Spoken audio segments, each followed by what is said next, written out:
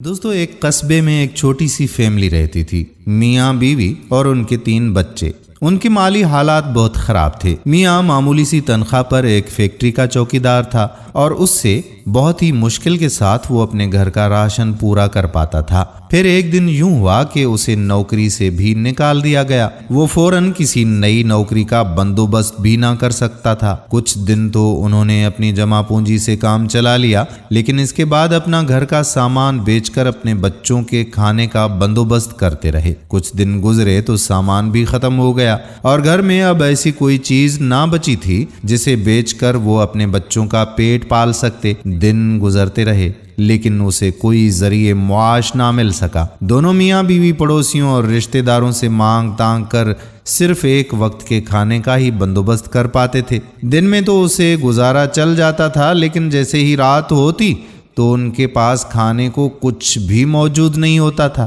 اور بھوک کی وجہ سے بچوں کے رونے کی آوازیں سنائی دیتی تھیں۔ ماں سے بچوں کا رونا دیکھا نہ جاتا اور وہ اسی سوچ و بچار میں رہتی کہ کیسے اس غربت سے جان چھڑائی جائے۔ ایک دن اسے پتا چلا کہ فلاں جگہ ایک اللہ کے نیک بزرگ رہتے ہیں اور ان کی دعا کی برکت سے ہر پریشانی دور ہو جاتی ہے۔ جب وہ عورت وہاں بزرگ کے پاس پہنچی تو دیکھا کہ سادہ لباس میں ملبوس ایک سفید داڑھی والے بزرگ تشریف فرما ہیں۔ عورت نے انہیں سلام پیش کیا اور کہا کہ پیر صاحب کوئی ایسا تعویذ لکھ دیں کہ میرے بچے رات کو بھوک سے نہ رویا کریں۔ اس بزرگ نے جب اس عورت کی درد مندانہ آواز سنی تو اس کے سر پر ہاتھ رکھا اور کہنے لگے، بیٹی اللہ کی رحمت سے نا امید نہیں ہونا چاہیے، وہ سب خیر کرے گا، اور ایک تعویذ لکھ کر دیا اور کہا کہ کسی محفوظ مقام پر رکھ دینا اور تمہارا مسئلہ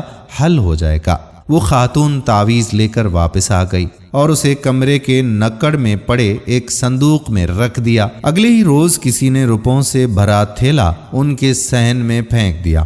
انہوں نے تھیلا کھول کر دیکھا تو اس میں کافی ساری رقم تھی۔ خاتون کے شوہر نے ان پیسوں سے ایک دکان کرائے پر لی اور اپنا کاروبار شروع کر دیا۔ کاروبار میں برکت ہوئی اور دکان بڑھتی گئی اور پیسے کی ریل پیل شروع ہو گئی۔ تھوڑے ہی عرصے میں وہ اس غربت کی دلدل سے نکل گئے اور کافی مالدار بھی ہو گئے۔ ایک دن خاتون کی نظر اس پرانی صندوق پر پڑی جس میں انہوں نے تعویذ کو محفوظ رکھا تھا۔ اسے یہ جاننے کا تجسس ہوا کہ پیر نے آخر اس تعویذ میں ایسا کیا لکھا تھا کہ ان کی تو کایا ہی پلٹ گئی۔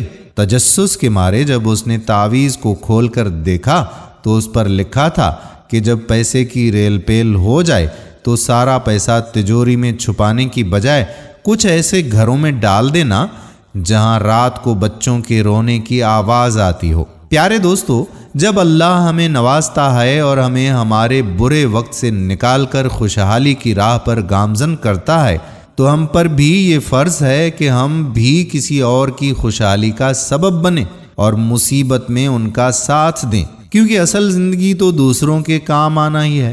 ہمارے قومی شاعر ڈاکٹر علامہ اقبال رحمۃ اللہ علیہ کا بھی شعر ہے کہ لوگ وہی جہاں میں اچھے آتے ہیں جو کام دوسروں کے۔ ہم زندگی کا یہ سفر ایک دوسرے کی مدد کے بنا مکمل کر ہی نہیں سکتے۔ اگر آج ہم کسی کے ساتھ اچھائی کریں گے تو کل ہم بھی کسی دوسرے سے اچھائی کی توقع کر سکتے ہیں۔ امید کرتے ہیں کہ ہماری آج کی یہ ویڈیو آپ کو پسند ضرور آئی ہوگی اور اپنے دوستوں و احباب کے ساتھ اسے شیئر ضرور کریں گے۔ آنے والی ویڈیو تک آپ کا اپنا میزبان قادر بخش کلہوڑو اجازت چاہتا ہے۔ اپنی دعاؤں میں یاد رکھیے گا۔ خدا حافظ۔